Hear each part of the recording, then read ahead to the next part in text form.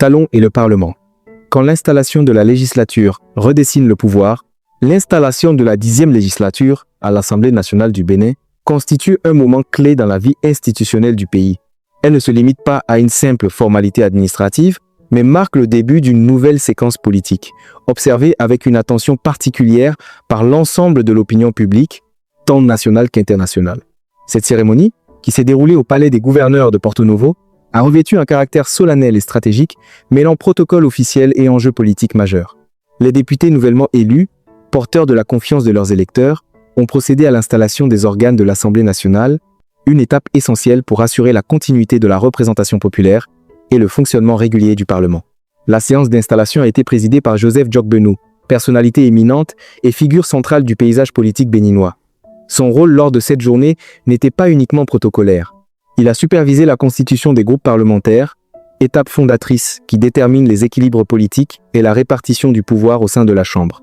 La désignation des membres des commissions permanentes a également été réalisée sous sa supervision, marquant un moment de clarification des responsabilités et de structuration du travail parlementaire.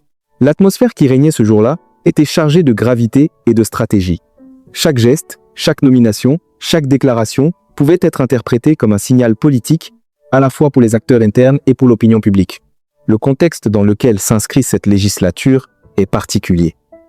Parmi les députés élus figurent plusieurs membres du gouvernement en exercice, une situation qui introduit des enjeux supplémentaires, notamment en matière de compatibilité des fonctions et de respect des règles institutionnelles. Les principaux groupes parlementaires, à savoir l'Union progressiste, le Renouveau et le Bloc républicain, ont été formés conformément aux résultats des législatives du 11 janvier 2026. Ces formations structurent désormais l'essentiel du travail parlementaire, déterminant les orientations des débats, la dynamique de l'élaboration législative et l'articulation des rapports avec l'exécutif. L'organisation des commissions permanentes, cœur technique et politique du Parlement, a permis de clarifier les responsabilités des députés et de désigner les figures appelées à jouer un rôle majeur dans le suivi des politiques publiques, le contrôle de l'action gouvernementale et l'élaboration des textes législatifs. Certaines nominations ont été interprétées comme le signe d'une volonté de continuité et de stabilité. La reconduction de certaines personnalités à la tête de commissions stratégiques traduit cette intention. C'est le cas notamment d'Orden Aladatin, qui conserve la présidence de la Commission des lois, un poste central dans l'architecture institutionnelle du Bénin. Cette commission est au cœur de l'examen des textes relatifs aux réformes constitutionnelles, aux libertés publiques et à l'organisation générale de l'État. Son rôle est stratégique, car elle agit comme un filtre technique et politique sur l'ensemble des initiatives législatives, assurant que celles-ci respectent les normes institutionnelles et les principes fondamentaux de la République. De même, Gérard G. Bénanchi a été maintenu à la tête de la Commission des finances, un poste dont l'importance est amplifiée par la conjoncture économique actuelle. Dans un contexte où les choix budgétaires et les arbitrages financiers sont au centre des préoccupations publiques, sa continuité à ce poste est perçue comme un gage de stabilité et de rigueur dans la gestion des affaires financières de l'État.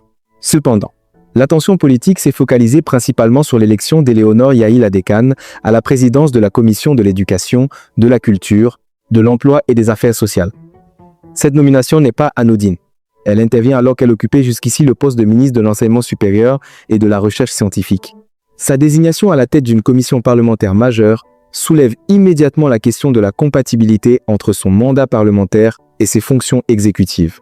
Le système institutionnel béninois repose sur le principe de séparation des pouvoirs, principe encadré par des règles précises d'incompatibilité. Selon le code électoral, un député élu se trouvant en situation d'incompatibilité avec une autre fonction publique doit faire un choix dans un délai de 30 jours suivant l'installation de l'Assemblée nationale. À défaut, il s'expose à une démission d'office de son mandat parlementaire. Cette règle vise à préserver la clarté des responsabilités et à éviter toute confusion entre les fonctions législatives et exécutives. En acceptant de présider la Commission de l'Éducation, de la Culture, de l'Emploi et des Affaires sociales, Éléonore Yaïl Adékane envoie un signal politique fort. Elle manifeste sa volonté de siéger pleinement au Parlement et d'y exercer une influence déterminante dans un domaine qu'elle connaît parfaitement. Son expérience au sein du gouvernement constitue un atout considérable pour le suivi des politiques publiques, notamment dans le domaine de l'enseignement supérieur, de la formation professionnelle et de l'emploi des jeunes.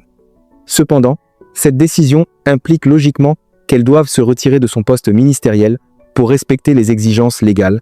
Son départ éventuel du gouvernement soulève la question de la continuité des réformes engagées dans le secteur de l'enseignement supérieur, secteur qui a connu ces dernières années des transformations majeures, visant à renforcer la gouvernance universitaire, améliorer la qualité des formations et adapter l'offre académique aux besoins du marché du travail.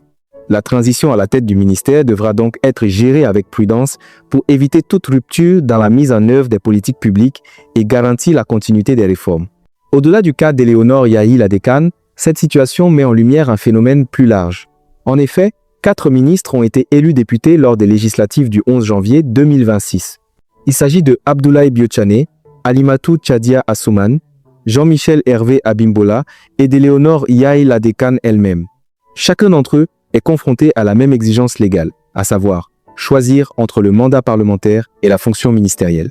Si pour Éléonore Yahi Ladekane, l'acceptation de la présidence d'une commission semble indiquer une orientation claire vers le Parlement, les autres ministres élus n'ont pas encore affiché publiquement leur choix. Le délai légal de 30 jours court à partir de l'installation de l'Assemblée nationale et les décisions finales sont attendues autour de la mi-mars. Cette période d'incertitude nourrit les spéculations et alimente les débats dans les cercles politiques et médiatiques, chacun scrutant les intentions et calculs de ses personnalités influentes. Le cas d'Abdoulaye Biotchane, figure éminente de la majorité présidentielle, est particulièrement scruté. Son maintien ou non au gouvernement pourrait avoir des répercussions sur l'équilibre interne de l'exécutif et sur la dynamique des réformes économiques en cours. De même, les décisions de Alimatou Tchadia Assouman et de Jean-Michel Hervé Abimbola seront interprétées à travers le prisme des priorités politiques du moment et des ambitions personnelles de chacun. La possible démission d'Éléonore Yahi Ladekane relance également le débat sur un éventuel réaménagement gouvernemental. En effet, un départ au sein de l'équipe ministérielle implique nécessairement une nomination pour assurer la continuité de l'action publique. Toutefois, le porte-parole du gouvernement, Wilfried Léandre Umbedji, a tenu à calmer les spéculations. Face à la presse, il a indiqué qu'aucun remaniement n'était envisagé à court terme, soulignant qu'il serait contre-productif de bouleverser l'équipe exécutive à l'approche de l'élection présidentielle prévue le 12 avril 2026. Son argument repose sur une logique de stabilité institutionnelle. Un remaniement pour une période de 2 mois seulement risquerait de créer davantage d'incertitudes que de bénéfices. Selon le porte-parole, les ministres élus disposent simplement d'un délai légal pour clarifier leur trajectoire politique en concertation avec le chef de l'État. Cette déclaration visait à rassurer l'opinion publique et à garantir la perception d'une continuité dans l'action gouvernementale en évitant toute interprétation de crise ou de désorganisation. Les choix des ministres élus, l'organisation des commissions parlementaires et la continuité de l'action gouvernementale constitueront les éléments clés à observer pour évaluer la santé institutionnelle du Bénin et la capacité des acteurs politiques à respecter la loi, assurer la stabilité et garantir la cohérence des politiques publiques. Dans ce contexte, la 10e législature apparaît non seulement comme un moment institutionnel classique, mais aussi comme un indicateur stratégique de l'évolution de la démocratie et du fonctionnement harmonieux des pouvoirs au Bénin.